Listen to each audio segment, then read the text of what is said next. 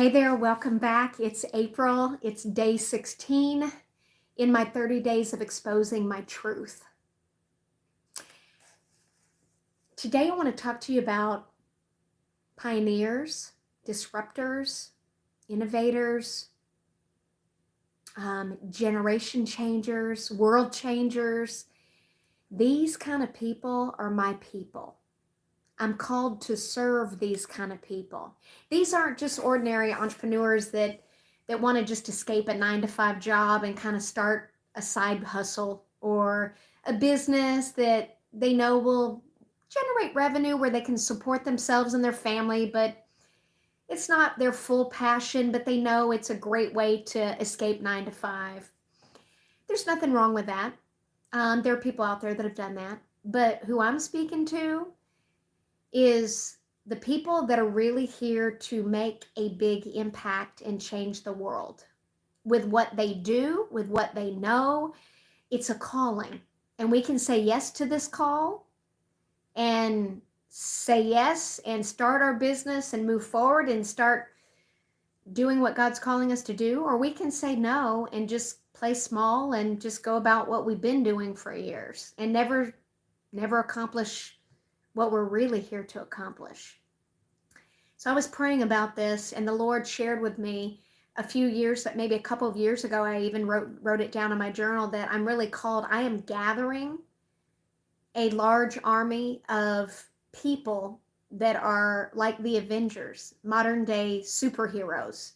Now hang with me on this, because I don't mean we're literally superheroes, although we do have unique gifts. But we're called to shift things up. We're called to shift perspectives. We're called to disrupt the status quo. We're called to create change where the old way has been played out for many years.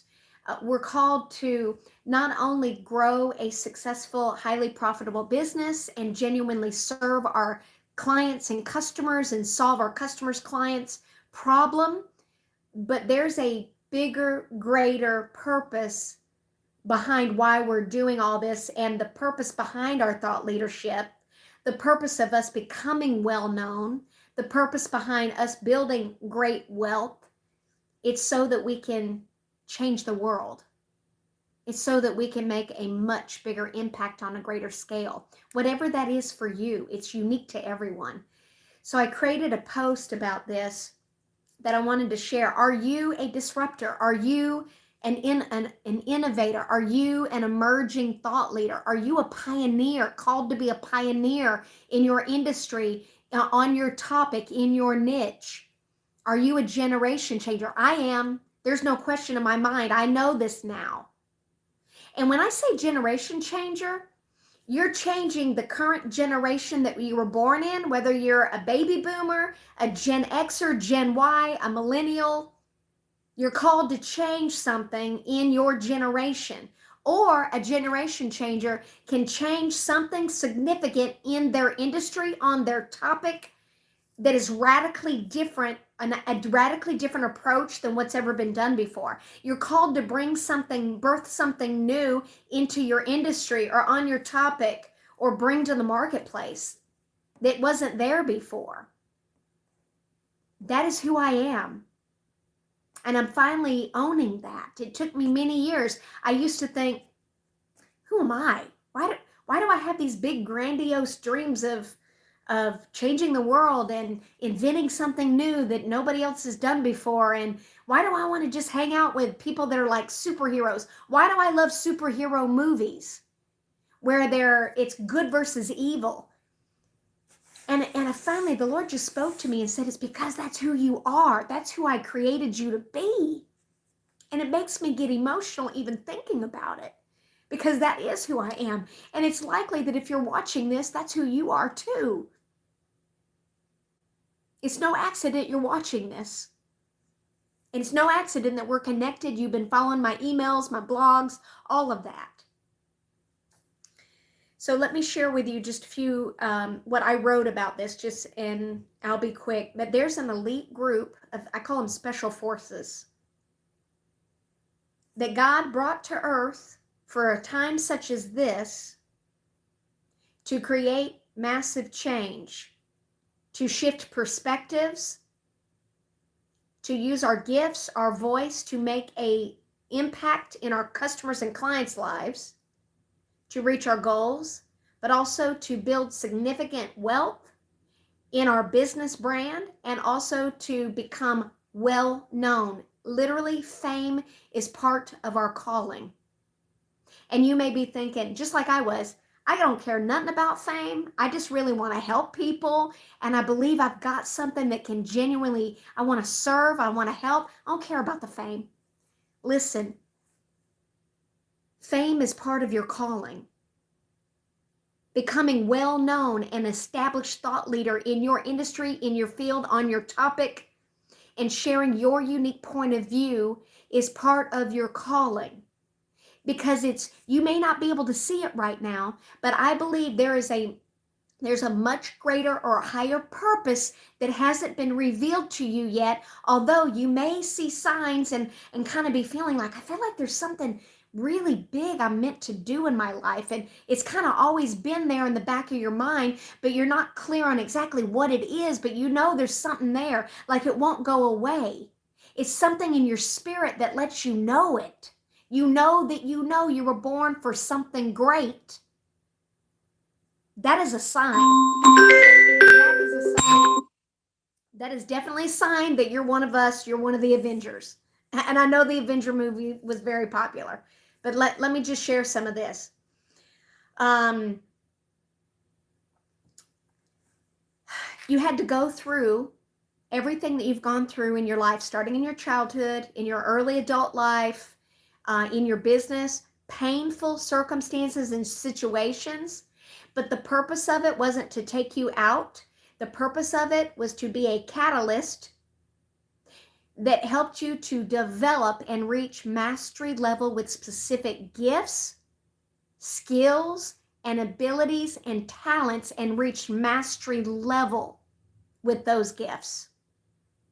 And your life experience was a setup, not a setback. It was a preparation. It was a cleansing process. Sometimes we go through a cleansing process. I call it a refinement by fire. I've been through that. If you've been on the hero's journey, like I have, if you're not familiar with that, please look it up. There's videos about it on YouTube. I'll share more about it soon, but I've been on the hero's journey. There's 12 stages of the hero's journey. It all happened for a reason. It's all connected. It was preparing you for a great assignment, a greater calling that God had planned for you. It's much bigger than what you might ever imagine or think it could be. The success is part of it. It funds the work that God wants to do through you. Did you hear me on that? That's why you're meant to build a great amount, have a highly profitable business, and to build even personal wealth. It's to take care of your family, of your needs, to enjoy your life, but it's really to fund the greater calling and assignment that God has on your life. You're being called to give and sow into certain areas, and only people with great finances can sow at certain levels of higher levels that they can sow financially into organizations and what God wants to do through them. Support a ministry, start your own cause, support a cause that's meaningful to you, end something that's important to you, that's bigger than just business. And that's important as well, helping your clients solve your problem. Becoming well known is so that you can use your voice to shift perspectives. And God wants to separate the tares from the wheat. It says that in the Bible. He wants to separate the people that are good, that have a good, strong foundation, that believe in God, that are good people, that have high integrity, high morals, high values. He wants to promote those people into positions of greater leadership, positions of greater visibility, so he can make greater impact through their life and through their voice. And people that lack morals, lack values, some are even downright evil in some of the things that's going on in the world as you've probably seen in the news with child trafficking, for example, lots of other ways, just lying and stealing and corruption that are multiple layers deep. I believe that you and I and the group of us, there's many of us worldwide, we're called to be the replacement for those people that have been famous, well-known, or wealthy, that actually have evil in their heart, and we're the replacement to come in and replace them. That's what I believe. And so I don't want you to be overwhelmed by this, because I believe there's a season and the right timing for God to reveal other assignments and important callings that God's got on your life. So focus on what's in the here and now, right now, and you're going to be led, okay? But you had to go through all that, the pain, because we're called to turn our purpose into pain, turn our pain into purpose, excuse me, and help and impact other people's. You were chosen and equipped with your unique story, your unique family, with wisdom, unique gifts, so that you can help others and have victory over the things that you needed and were supposed to conquer, to show other people that it can be solved, that you can overcome it. God uses ordinary people like you and I, like all of us, and it's for his extraordinary plans, and it's to change future generations. Let me tell you what the definition of a pioneer is. I took an online test, and it showed that I am definitely a pioneer. I knew I was an innovator and pioneer very early in life, but I just started to own that about myself. Maybe you are as well. A pioneer, a person or group that originates or helps open up a new line of thought or activity, or a new method or a technical development. That's a pioneer. The definition of a disruptor, a person or thing that interrupts an event, an activity, or a process by causing a disturbance or a problem. So when we see something that goes against our values, that we know is the right thing to do, and we see it being played out in a company, an organization, in our industry, in America, in government, wherever you're called to, right? Could be on your topic.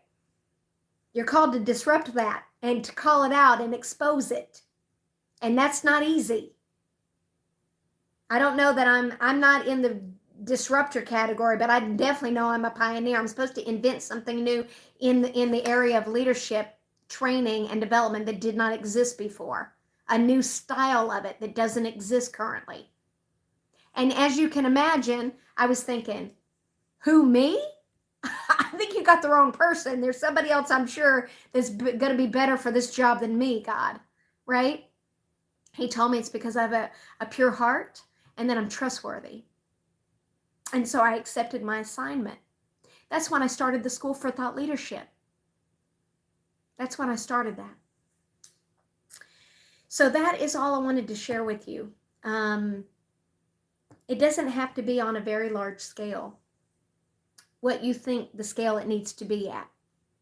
Small shifts in perspective, making small changes, or encouraging or influencing others, no matter how great or how small, can literally cause a ripple effect that can change future generations in your industry, on your topic, in your family, in the generation that you were born in. So that is all I wanted to share with you. And if you're still watching this, you're definitely one of us. And I'm so grateful that you're here and part of our online community. See you soon. Bye.